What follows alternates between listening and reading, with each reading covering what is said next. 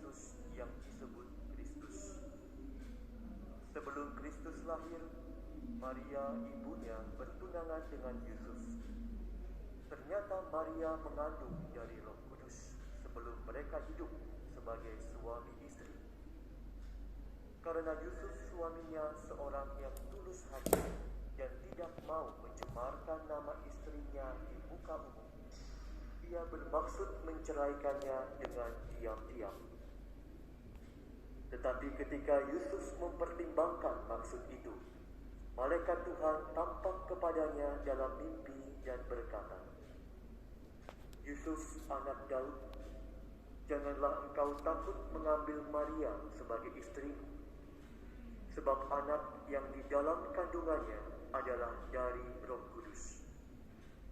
Maria akan melahirkan anak laki-laki, dan engkau akan menamai dia Yesus, karena dialah yang akan menyelamatkan umatnya dari dosa mereka." Sesudah bangun dari tidurnya, Yusuf berbuat seperti yang diperintahkan malaikat Tuhan itu kepadanya.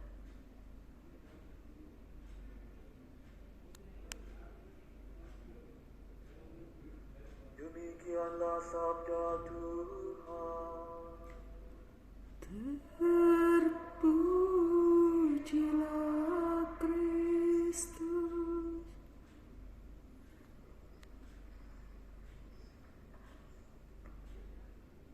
Kadang tidak mudah untuk memahami dan menerima bahwa segala rencana yang tersusun baik untuk masa depan kita ternyata tidak berjalan lancar seperti yang kita harapkan. Ada kalanya mungkin kita merasa marah dan memilih untuk mengumbar kekecewaan kita di publik hanya ingin menarik belas kasihan dan simpati orang lain. Tidak demikian dengan Santo Yusuf yang memilih untuk diam ketika ia mendapati Maria tunangannya sudah mengandung. Karena ketulusan hatinya, ia tidak mau mencemarkan nama istrinya di muka umum. Ia bermaksud menceraikannya dengan diam-diam. Keheningan dan ketenangan hatinya berbuah manis ketika dalam mimpinya ia menjumpai malaikat Tuhan yang menjelaskan tentang rancangan Tuhan dalam dirinya dan Maria tunangannya. Dikatakan dalam Injil, ia pun bangun dari tidurnya dan berbuat seperti yang diperintahkan Tuhan kepadanya. Mungkin perjumpaan ini belum sepenuhnya dipahami secara sempurna oleh Bapak Yusuf. Tapi seperti iman Abraham yang disebut oleh Paulus dalam bacaan kedua tadi, Yusuf juga dengan penuh iman sungguh percaya dan berharap pada kehendak dan rancangan Tuhan dalam dirinya. Dialah pemenuhan janji Tuhan, seperti yang dikatakannya kepada Raja Daud melalui Nabi Natan dalam bacaan pertama, bahwa Tuhan akan membangkitkan keturunannya kemudian dan akan mengokohkan kerajaannya. Karena silsilah Yusuf adalah juga keturunan Raja Daud, maka terpenuhilah janji Tuhan yang akan menghadirkan Raja mulia melalui keturunannya, yaitu Yesus, anak asuhnya.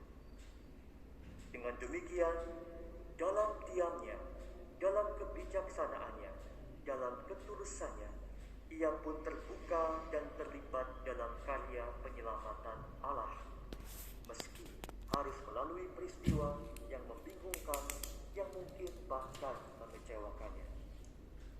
Semoga kita pun dapat meneladan Santo Yusuf yang dengan hati hening dan tenang menghadapi segala perkara sulit yang tidak selamanya kita pahami.